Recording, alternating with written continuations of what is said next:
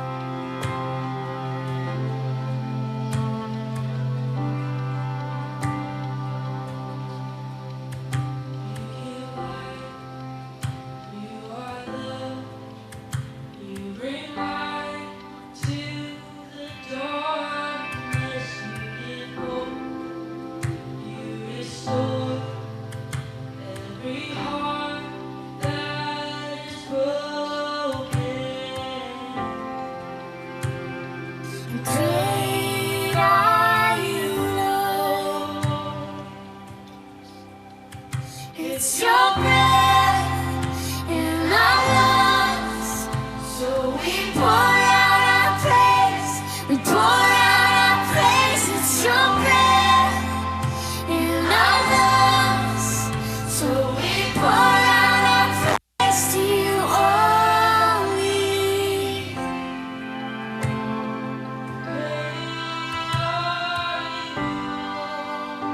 So you give life.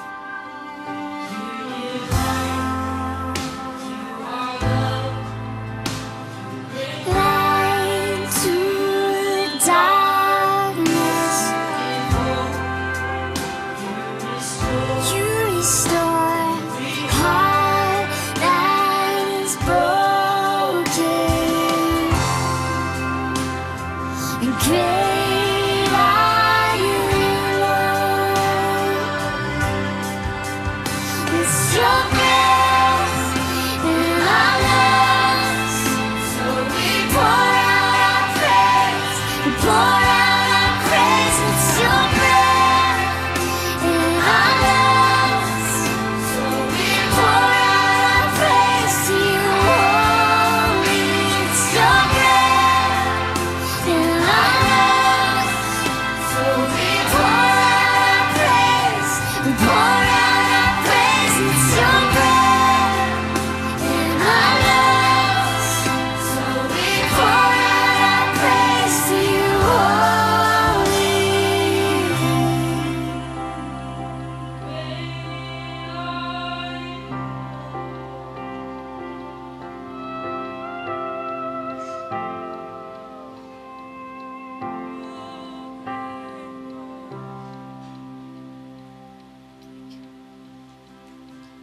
All the earth will shout your praise. Our hearts will cry, these bones will sing. Great are you, Lord. And all the earth will shout your praise. Our hearts will cry, these bones will sing.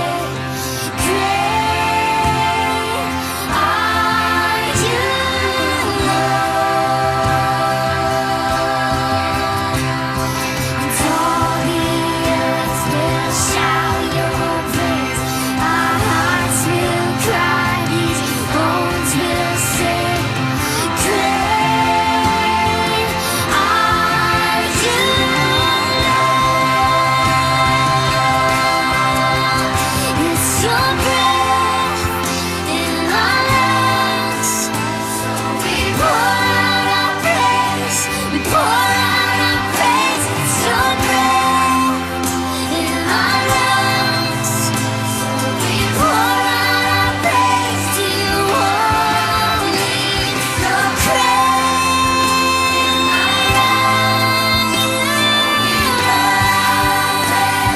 we pour out our praise. Your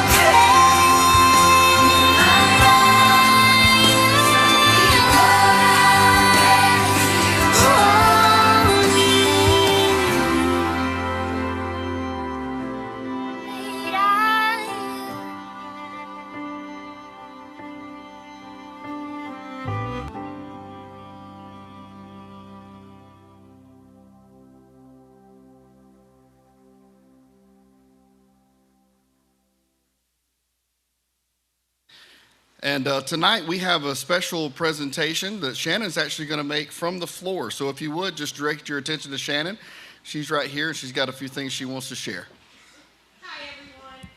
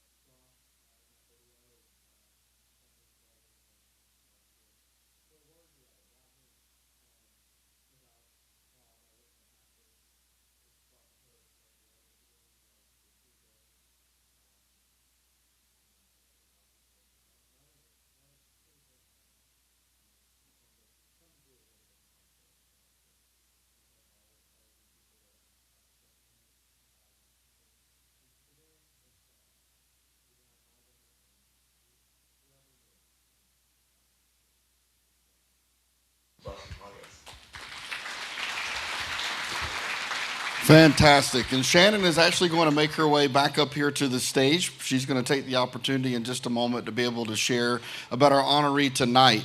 But as she's making her way here to the stage, I again just want to echo thank you so much. For how it is that you give, how it is that you support the honorees who we get the opportunity to bless. Thank you for how it is that you support this organization. And we get the opportunity to share here at Freedom all the time. And I know Mike very well over at North Star, and I know that he talks about it too because it's just simply a biblical principle, and it's this: generosity is born out of a heart of gratitude. And when we have a perspective of gratitude, we can't help but be generous. We can't help but say, God, thank you for how it is that you bless me, and thank you for the opportunity that I get to be a blessing to someone else. So Noah, we are so proud of you, man, and we're so excited for you. We're cheering you on as you get the opportunity to go and compete. You got some really nice moves there, man. It's awesome. Very cool stuff to see. But with that, thank you so much for how it is that you get to be a part of making a difference. And we're going to get the opportunity right now to hear about one more family. So Shannon, go right ahead. She got her nails done, so there you go. All right, real quick.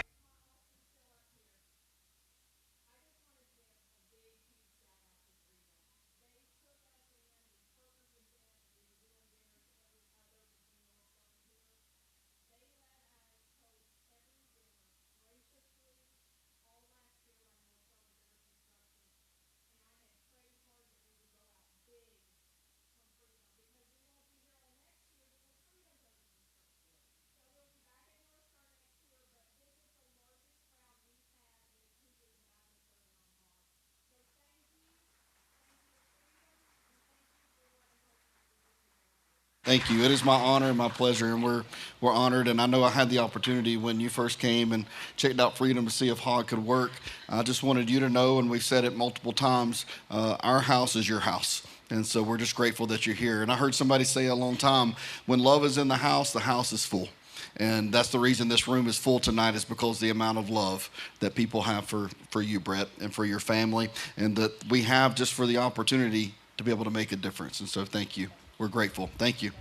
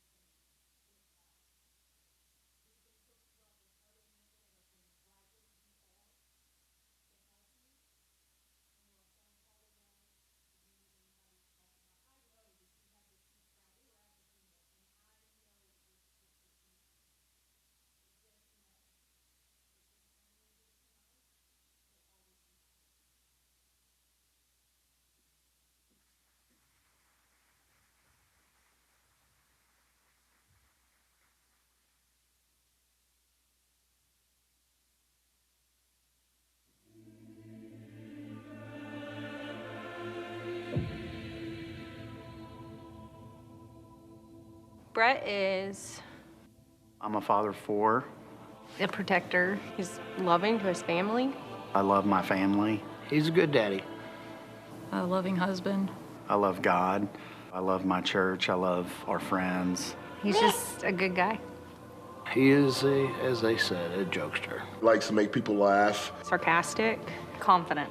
Very competitive. Very competitive. Very strong-minded. Very strong-willed.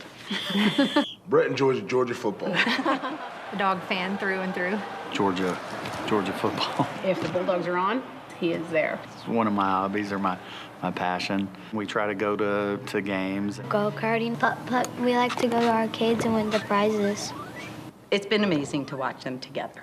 We really like to travel. But my dad drives. We like to go on cruises and we like to go to the beach. I don't know how to drive. They do things together. He works his butt off to provide for his family. And he takes good care of us. He's a good husband. Takes care of my sister, and that I can appreciate. Alicia is goofy and vibrant. Always makes everybody laugh. She's super creative and artistic. Very maternal, too. She's always kind of been the one to organize things. Alicia's very strong. She's strong-willed. Yeah, they're both strong-willed and love each other. They met because he was going to rent basically an apartment from her. During the recession, I lost my job and I lost pretty much everything I had. I was looking for a roommate. So a friend of mine offered me a job and a place to stay. A flyer that I'd written up had just gotten flown onto the side of the street. I pulled off a bunch of those tags with phone numbers for rooms for rent and things like that. Nobody would call me back. I was outside standing next to a trash can making some of these phone calls, and I looked down, there's a piece of paper on the ground. He found it and he called me, and he was the only one that had called me. I just went to pick it up and throw it in the trash. And when I picked it up and turned it over, it was another room for rent. I called it, and it was her. She was the only one that answered. He and I ended up getting together that afternoon, and we talked. And we chatted for a couple hours just to see if we were a good fit. He asked about becoming my roommate, what my thoughts were on that, and She was actually looking for a female, but nobody had called her. I couldn't look past, like, this guy's eyes and, like, how much we got in common and how much we talked. She felt comfortable enough to show me the house. Later that night, she texted me and said that she didn't think it was a good idea if we lived together. And so I asked her why, and she said, I told him I didn't want him to be my roommate and that I would rather date him. so we started dating. They are 2 peas in a pod. I asked for the first date. The rest is history. By the end of it, they decided to date. So they've kind of been that way ever since. I knew that we were going to be more than just roommates. It takes a very special woman to love my Uncle Brett. 7 months, and he proposed. We were married by 12 months. When they got married, I knew that she was the one. We probably got pregnant on our wedding night, honestly. It does take a special person to get the sensitive side out of him, but also keep the strong-willed side in check. I could tell they're a very close-knit family. They came to us about 2 years ago and joined our church as members. I grew up in this area, so this feels like home to me. They've grown a lot, and I'm so happy that they're in the church.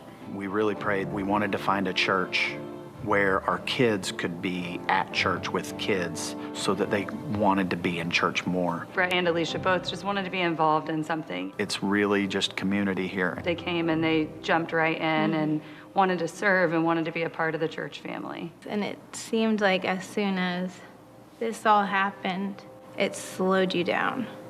Shortly after that is when she was diagnosed. When Brett asked me to call him, he said, "Have you spoke to Alicia?"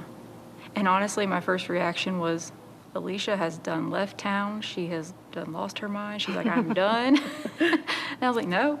She had been complaining about midsection pain for a couple of weeks, nothing major. I didn't have any kind of reason to think, oh, I need to go have a colonoscopy done at 39 years old. I feel great, I look great, maybe not look great. I could have worked on that a little bit more. We took her back to the chiropractor and they said that she had a rib at a place. I had for about a year a pain go down mid-back, right side, my spine. They adjusted her and she's still not feeling that great. I don't know, I started to feel just a little off. Checked my temperature. She had a fever. And so at that point I said, well, let's just take you to the urgent care. There was like a pressure in my chest that wouldn't go away. It felt like an elephant pushing on my chest. They immediately wanted her to go to the emergency room. They just did a really quick EKG. They kind of brushed her off, honestly. They told her that it was a viral infection. And We left the hospital that night, them telling me that I was going to live.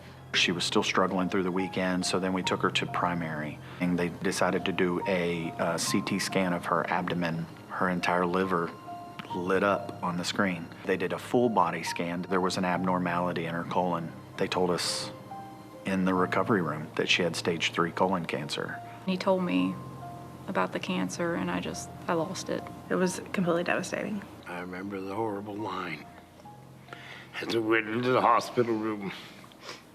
Dad, I have stage 3 cancer. No. Nope. Getting that kind of diagnosis was a gut punch. She randomly throws up. I couldn't keep anything down. It scares us because, like, we don't know what's happening. The results came back a couple of days later. They confirmed that it had metastasized and that it was stage 4. Doesn't make sense. She had over 40 tumors in her liver. You're not supposed to outlive your kids. How could it be this bad without really knowing ahead of time? She's young, way too young. I was sad. This isn't right. I thought Mom could go through it. She wants to go do everything with them, and she just doesn't have the energy. I think before, too, she was always, like, struggled kind of with being hard on herself about things. And she still tries to spend as much time with us as she can. Yeah, it's been quite a journey ever since. We want to just keep things seeming normal when she's around. Oh, and for sure. It's not. We were in the hospital for 10 days. I was having to adjust to all these new medications. She started acting and saying really weird stuff. She was real frantic. I, like, abruptly woke my children up in the middle of the night, my husband. It just progressively got worse. Scared them to death. We ended up taking her to the emergency room. That was not a pretty night. She was starting to claw her skin, and she clawed my face at one point. Stuff you don't do. Brett's 100% or none. I mean, you're not going to get a halfway love out of him. Because she was acting the way that she was, they put her on what's called a 1013. They basically took all my rights away. I just know he doesn't want to be without her. And then 6 to 8 people came in and held her down and gave her a shot. That was the scariest part of this whole thing. When you get cancer, people don't tell you how much homework it is. Like, it's an everyday job. Our faith and our lives are going to collide. And there's going to be things that's going to come up where we really have to trust and believe that God's going to take care of us. We've mostly been told everything. And I don't feel like they're dealing with it as well as they could. We discussed it pretty quick. I'd love to get them into some kind of therapy situation. We wanted to make sure that we were very transparent. Our oldest, Emerson, he doesn't really want to talk about it. He'll just come and give me a hug when he knows that something's going on. Grayson, he's a little bit more vocal about how he feels. He is a lot more needy. Always worried about his mom. Lawson's silly. Like, he'll bring comical relief to anything. If you asked him, do you know what your mom has? He would say, yes, she has cancer. And then you would say, do you know what that is? And he would say, yeah, it's bad, and sometimes it kills people. And then he would just run off and play. Everly is the youngest. She's 3. We knew she probably just wouldn't understand. She needs her mama, you know. They all do.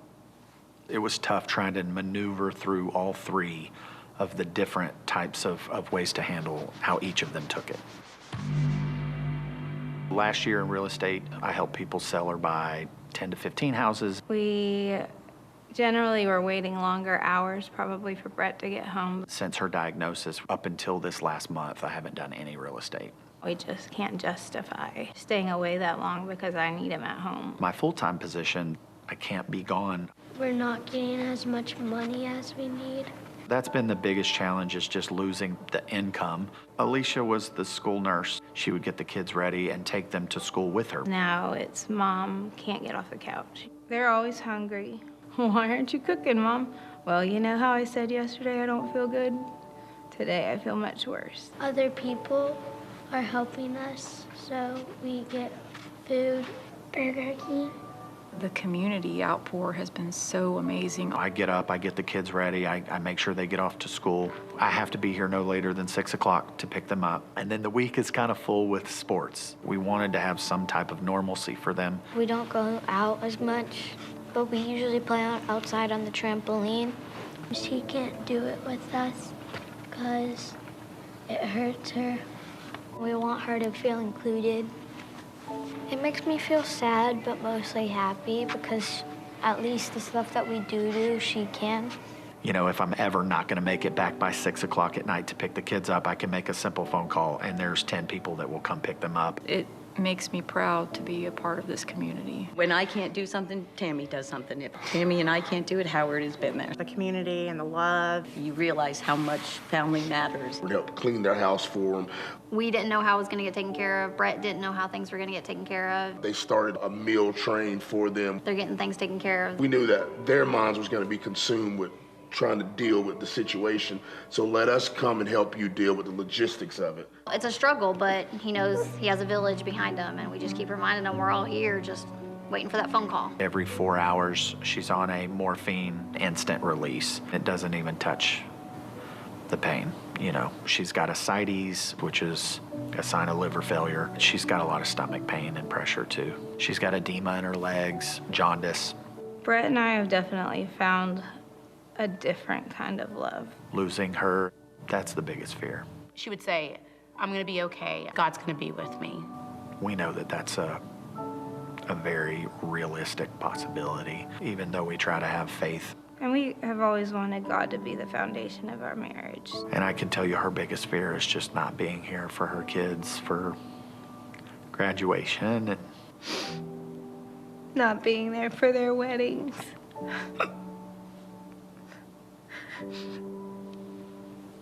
stuff like that.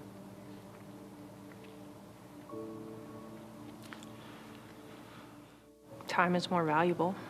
Definitely appreciate the moments we do have with them. Conversations are more intentional. I have fixed things my whole life, and I can't fix this. She's on disability. Currently, they're not even paying Social Security. We still have received zero from that. We don't know where our road leads right now. I wouldn't want anyone to go through what I'm going through, but if you have to, having people around you and God as the base of that. I think about God and what he had to go through, knowing that his son was going to go through what he did on the cross and all of the punishment. And he could take him down anytime he wanted to, and he didn't. And so I know he might not, he might not take her down. I'm looking for that miracle that's going to happen. We know his plan is perfect. We need to know that he's in control and everything is gonna work out.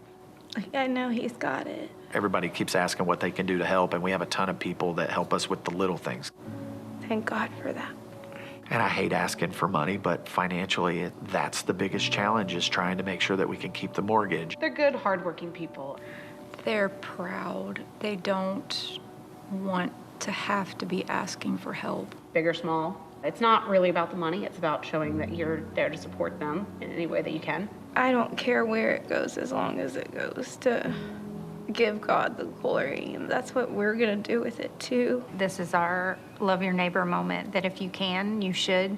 Really pray about it and know that this is part of God's plan. Whatever is donated is going directly to the family and their needs. They've taken on a huge financial burden. I think all of us together a little bit's a whole lot. Anybody's able to give anything, it's gonna be helpful. They need as much support as they can possibly get. Life is going on and finances are going on, but everything for them has stopped. If Brett doesn't have the help, then it's gonna hurt all of them. And I feel like we don't deserve it. It was really hard to accept help in the beginning, I think we're just a family of 6 in Woodstock, Georgia. and it's very hard to ask for help even when you need it. We learned pretty quick that we just had to accept it and ask for it from time to time. So here we are.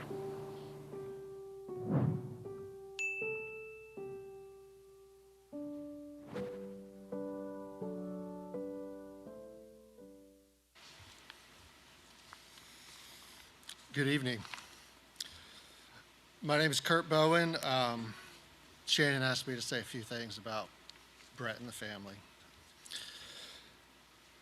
It was a somber day as we sat silently in the living room. There were 20 seats, cushioned recliners, couches, and fold-up outdoor chairs. All eyes were on me, and then they weren't. People sort of just looked to the floor, gazed off into space. And then one person spoke up. It kind of feels like we're breaking up. There was a mixture of laughter and nodding agreement. It was the end of 5 years together for our married couples group. My wife, Carly, and I have led groups like these for approaching about 2 decades at our home church at North Star. But this group was special. First, 5 years is longer than we normally spend together. That was due to the fact that one of the members, Jen Green, was deployed on active duty to Afghanistan for 9 months when we were supposed to end. Her husband, Jeff, would have to work and raise 2 young children by himself while she was gone. I didn't even bring up the idea. The group insisted we remain together to help Jeff and take care of the kids. And when Jen returned, we stayed together another year. But the second reason it was special was God had put some incredibly wonderful people in that group. Half of my best friends today are from that group, and it did feel like we were breaking up. You see, we had made it a mission to multiply groups from the outset of leading, and part of that is saying goodbye at some point. That lone voice was Brett, saying the very thing everyone was thinking, as he frequently does. He and his wife, Alicia, would go on to form a new group with another couple there that night, Danny and Brooke, and would continue their friendship even beyond North Star as they collectively moved towards Allatoona. But as time passed, some things didn't change. Something we really enjoyed was vacationing with our group, which we continue to do. North Star has this annual marriage retreat that both old and new people from our groups attended. When we were there at our hotel, I heard that someone was playing cards on the elevator. I didn't know what that was. And as my wife and I pushed the button to head to the lobby, the doors opened and everyone around me began to laugh. There was a circular table from the hotel room with several small chairs around it in the elevator. There was Brett, Alicia, and some folks from his new group sitting around the table playing poker. Alicia hid a smile with a mixture of laughter and embarrassment. She had a unique smile as the doors closed, and all you could hear was Brett's big voice saying, "I'll raise you $5. Or there was the time we went to Hilton Head. We had a kayak at our rental, which we took out to collect oysters from a bed in the marsh to make oysters Rockefeller. Alicia sat on that back deck forever with a mesh glove and knife trying to shuck those oysters to no avail. Having grown up on the coast myself, I went back there, sat down, and showed how to pry from the back and open an oyster. To which Brett, with that large voice, let all of our guests know, "Kurt, quit shucking with my wife." We've been many places all over this country together for both work and play, but one that sticks out the most was because of a picture. It would show up again and again from a trip to my grandmother's house at Lake Toxaway, a trip we took the summer after our group had ended. There was a waterfall there named Dry Falls, where you can walk behind the waterfall. In front of the waterfall wall was a picture of our entire group. There was us, our boys, who were 4 and 3 at the time. For context, they both can drive now and have weird things like leg hair and body odor. Also there from our group was Brant and Christina, and one of their 2 now children was there. And Brett and Alicia with their only son at the time, Emerson. Grayson, Lawson, and Evie were yet to be born. I don't know why, but that picture popped up many times on my phone, on my computer. It just represented that group from that living room. And Brett was there. Since we met, Brett and Alicia have seemed to just be everywhere in our lives. We would often trade football tickets and have attended many Georgia games together. My parents once made the trek to South Bend, Indiana to see the now infamous takeover of Notre Dame. And as they wandered around the stadium lost, who do they bump into but Brett and Alicia looking for tickets? My house literally has their fingerprints all over it. Before the drywall would go up in 2014, they wrote scripture on the studs. And when shag carpet comes back into style, as I'm sure it will one day, at some point the future owners will demo the floors and find a 6-foot-long Georgia Power G drawn in our foyer on the subfloor that Brett drew. Brant, who is an Auburn fan from that group, swears there's a hidden Auburn logo somewhere in my house, which I'm sure devalues the house. We would watch their kids over the summer. Of Brett's 4 kids, I can personally vouch that at least 2 of them have his big personality, and the jury's out on whether there's more. I came home from work one day, and my wife threw her hands up and told me I had to deal with Grayson, who was much younger at the time. She was getting no respect from him, and as I walked into our spare bedroom where he was in timeout, I could tell I wasn't either. I think as a child, there's only so many authority figures you're willing to put up with, and we were one too many for Grayson. With bottom lip stuck out and sitting in a pack-and-play turned makeshift jail, I remember kneeling down to his eye level and him shouting back, "No," and turning away. "Grayson," I told him, "you don't know this, but I've known your parents your whole life. I've known them before you were born, and outside of God and them, nobody loves you as much as Miss Carly and I do." I don't remember what else was said, but I remember him looking back at me and that lip disappearing. And for the rest of the summer, he was good. Brett and I would go on to work together, and I remember the conversation that sparked it. We were walking to the small auditorium at the top of the hill at North Star, as Brett was telling me about a radio host talking negatively about Georgia's then quarterback. That week, my brother, Connolly, and I had discussed needing someone in sales to help in our real estate brokerage. And as Brett is walking next to me, he says, so he, the radio show host, says Georgia's just lacking a good quarterback to win. Note that at this point, I'm not really paying attention. Until Brett says, so I tell him, look, he may not have the best stats. I stopped walking. Wait, Brett, were you talking to this guy on the radio? Brett, not thinking that was an important detail, said, yeah, and continued with his point. If I'm telling you a story at church and I've got the gumption to call a radio show and talk on the air with all of those people listening, it's the first detail I mention. For Brett, it was ancillary. And that's Brett, unafraid to be the big man in the moment. Both Brett and Alicia became real estate agents at my brokerage. They had a dream of being a husband and wife team, her being the more analytical and detail-oriented, and Brett being the relational and salesperson.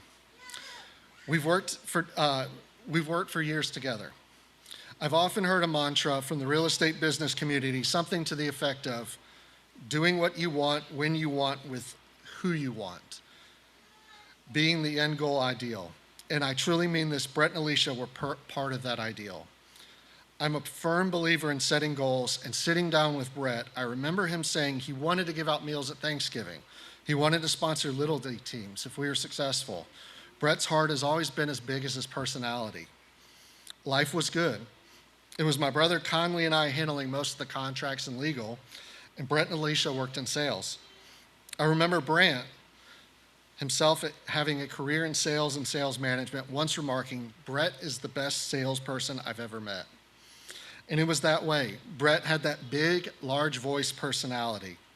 The moment never seemed too big for Brett, and I never saw a break in that personality until one day I got a phone call, and he told me that they had been in the hospital for the last 10 days. For the first time since I've known him, I heard Brett's voice differently. Alicia has stage 4 cancer. His voice cracked. I didn't know what to say, and for the first time, it seemed Brett didn't know either. They would spend a lot of time in hospitals researching anything to beat the cancer. Life can seem to pour on you sometimes when for so long you've grown used to the sun. My brother in April was also diagnosed with stage 4 cancer. As I navigated the labyrinth of halls at Kennestone to see him for the first time, I rounded a corner to see none other than Brett and Alicia at the foot of his bed, already with a gift basket of things they knew from experience a person with that diagnosis might want in a hospital. At that moment, Alicia was halfway through her own cancer journey and still trying to serve others on theirs. And here we are, much like my friend Jeff, whose wife left for 9 months and had to take care of the 2 kids by himself while she was gone. Except we were waiting for Jen to come home, and Alicia's already home. I've had to mentally come to terms with something over these last 9 months. I knew intellectually that God can and often does answer prayers, but sometimes he does not. And I've had to experience praying for Alicia to be healed, only to be at her bedside days before her passing. Those prayers were not answered. I've come to learn that our life at times can be like a book that looks like it ends in tragedy because we're only reading the one book. But if we zoom out, we realize there are other books in the series, and God has access to those. At Northside Hospital in Canton, looking out over the green late summer trees heading into the Georgia mountains, we stood in Alicia's room, myself, my wife, Carly, Jeff, Brant, Christina. Alicia didn't have that vibrant young look she had just months prior. She looked like a woman who had been battling cancer. But one thing hadn't changed, that same smile I had known our whole lives, that same unique smile that I'd seen from cards on the elevator, greeted us as we walked in.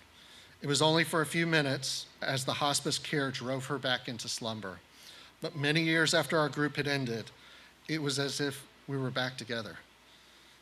That was the last time I would see Alicia alive. As we walked back to the elevator, I saw something that stopped me and that I couldn't look away from. A picture on the wall of the 9th floor of Northside captivated me. As I stared at it, Brett came off the elevator with the kids. I got him, Jeff, Brant, and Christina to check and make sure I wasn't crazy. There was a picture of Dry Falls, the same picture I'd seen of all of them so many times over so many years. To think of all of the things God had done to orchestrate that moment, from the designer long ago choosing that particular picture to the person in Highlands, North Carolina willing to take our group picture, baffles me. That one book where Alicia is gone and Brett is left to take care of 4 young kids looks like it ends in tragedy. But God has access to the other books in the series. And tonight, you're a part of those other books. Just by being here, you're telling the story. I've been to a few hog dinners before and admit that they've always been for people I knew. If you are here tonight and you don't know Brett, thank you. There are many places you could be, and you chose to create a packed room to honor a man who lost his wife. And from this moment forward, you can help God write the text in those books. If you choose to donate, thank you. If you cannot donate or cannot donate as much as you'd like, and you would like to be a part at no cost, you can do so by going to Facebook and searching Brett Gann McIntyre. That's Gann. If you know somebody wanting to move now or later, I'm not a Facebook person, but I'm told you can send private messages through the app. I can confidently say he is the best agent I know, and that action would move the needle for the family. By the way, I do not benefit financially if you were to do so. It all goes to Brett and his family. I just want to see redemption in this family in any way possible. Emerson, Grayson, Lawson, and Evie will not have their mom as they continue to grow up. But they do have their dad and their Heavenly Father. I know our God is great. I know our God is all good. Carly and I have cried many times, both during Alicia's cancer battle and since she went home to be with the Lord. But I cannot imagine reality, this family, these circumstances, without his guiding hand moving through our moments. God is here God is good, and I believe he wants to tell a beautiful story through Brett and his family. He just may prefer to do it with you as a part. Thank you.